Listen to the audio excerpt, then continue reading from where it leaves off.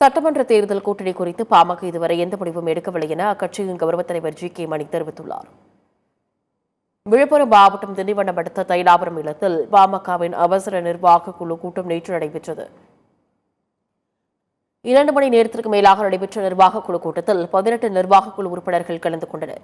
இதன் பின்னர் செய்தியாளர்களுக்கு பேட்டியளித்த ஜி.கே. மணி சட்டமன்ற தேர்தல் கூட்டணி குறித்து பாமக இதுவரை எந்த முடிவும் எடுக்கவில்லை என்று தெரிவித்தார். நிர்வாகிகள்லாம் பேசியிருக்காங்க, ஒவ்வொருத்தரும் கருத்து சொல்லியிருக்கிறாங்க. இந்த விரைவில் முடிவு அறிவிப்பேன். ஏன்னா எல்லாருமே இழுத்துட்டு போயிட்டே இருக்குது.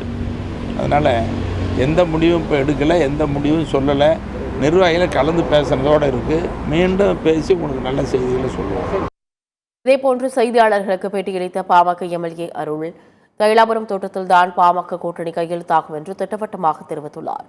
ராமதாஸ் மீது எந்த வழக்கும் இல்லை என்றும் அவர் அதிகார வர்க்கத்திற்கு அஞ்ச மாட்டார் என்றும் கூறினார். விரைவில் நல்லா நடக்கும். ஆனால் கையெழுத்து போகிறது இங்கே தான் கையெழுத்து போடுவார் ஐயா. தைலாபுரம் தோட்டத்தில் கையெழுத்து போடுவார். அது எந்த மாற்று கருத்து இல்லை. அது எந்த மாற்றம் இல்லை. தைலாபுரம் தோட்டத்தில் தான் 2026 முதலமைச்சர் யார் என்று உறுதி செய்யப்படும்.